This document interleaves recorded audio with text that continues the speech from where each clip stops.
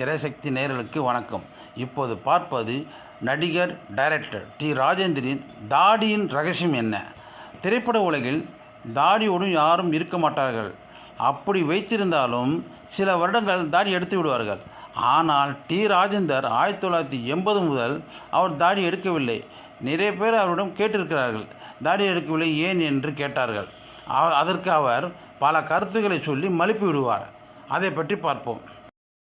பாரதி ராஜா எப்படி 16 வயதினிலே என்ற படத்தில் வேறு ஒரு புது சினிமாவை காண்பித்தாரோ, ட்ராமா டைப் படங்களை எப்படி கே. பாலச்சந்தர் தந்தாரோ, சோஷியல் டைப் படங்களை எப்படி ஸ்ரீதர் தந்தாரோ, அதுபோல் ரயில் கல்லூரி மாணவர்களை பயணிப்பதை வைத்து படம் எடுப்பதை பார்த்ததுமே மக்களுக்கு மிகவும் பிடித்துவிட்டது.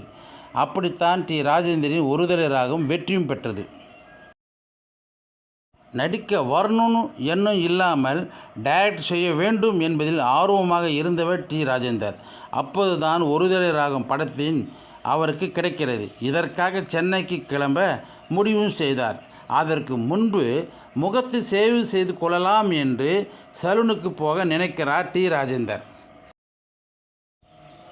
அப்போது அவரது வீட்டில் உள்ளவர்களே, உனக்கு தாடியெல்லாம் ஒரு கேடா என்று கேட்டுள்ளார்கள். இப்படி கேட்டதும் சுருக்குன்னு மனதை குத்துவது போல டி. ராஜேந்தருக்கு இருந்துதான். அதனால் இந்த தாடி உடனே சினிமாவில் ஜெயித்து காட்டுகிறேன், அதற்கு பிறகுதான் சினிமாவில் ஜெயித்து காட்டிய பிறகுதான் தாடியை எடுப்பேன் என்று வைராகத்துடன் முடிவெடுத்துள்ளார். அதற்கு பிறகு சென்னைக்கு வந்து தயாரிப்பாளருக்காக எங்கெங்கேயோ முயற்சித்திருக்கிறார். இப்ராஹிம் என்ற தயாரிப்பாளர் கிடைக்கிறார். கிராமத்தில் தங்கி கதையும் சொன்னார். அவர் வயல்வெளிக்கு சென்றாலும் அவருடனேயே சென்று ஒருதலை ராகம் படத்தின் கதையை சொல்லி பாடல்களை பாடி காட்டியிருக்கிறார் டி. ராஜேந்தர். இப்ராஹிம் என்பவர் சினிமாவை சார்ந்தவர் கிடையாது. அவருக்கு படம் எடுக்க வேண்டிய எண்ணமும் இல்லை. ஆனால் டி. ராஜேந்தர் கதை சொன்ன விதமும் பாட்டு பாடி காட்டிய விதத்தையும் பார்த்துவிட்டு உனக்காக படம் எடுக்கிறேன் என ஒப்புக்கொண்டார். ஒரு வழியாக தயாரிப்பாளர் கிடைத்துவிட்டார். இதற்கு பிறகு படப்பிடிப்பு ஆரம்பித்தார். அப்போது இருந்த 1-2 நடிகர்களை தவிர நிறைய புதுமுகங்களை தான் நடிக்க வைத்திருந்தார். கல்லூரி மாணவர்கள் ரயிலில் செல்வதை வைத்தே அந்த படத்தை எடுத்திருந்தார். ஆனால் இந்த ஒருதலை ராகம் படத்துக்கு வியாபாரமே ஆகவில்லை. விக்ரம் நடித்த சேது படத்துக்கு வந்த நிலைமை தான் இதற்கும் அப்போது ஏற்பட்டது. இப்ராஹிம் பெரிய போராட்டத்திற்கு பிறகு தியேட்டருக்கு கொண்டு வந்தார். ஆனால் தியேட்டரில் கூட்டமே வரவில்லை. மனவேதனைப்பட்டார் இப்ராஹிம். ஆனால் அடுத்தடுத்த நாட்களில் அந்த படம் பயங்கரமாக பிக்கப் ஆகிவிட்டது. அந்த ஒரு படத்திலே பெரிய ஸ்டாராக மாறிவிட்டார்.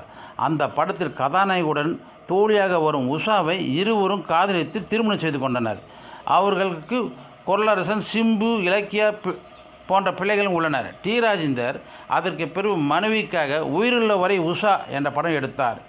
இன்று மனைவியுடன் பாசமுடன் இருக்கிறார். எத்தனையோ நடிகர்கள் சினிமாவில் வளர ஆரம்பித்ததுமே பெண்களின் மோகம் அதிகரித்துவிடும். பல விஷயங்களில் சினிமாவில் நடக்கிறது. டி. ராஜேந்தர் பற்றி எந்த கிசுகிசுவும் வாழ்க்கை வந்ததே இல்லை. எந்த பெண்ணுடன் அவரை இணைத்து பேசப்படவில்லை.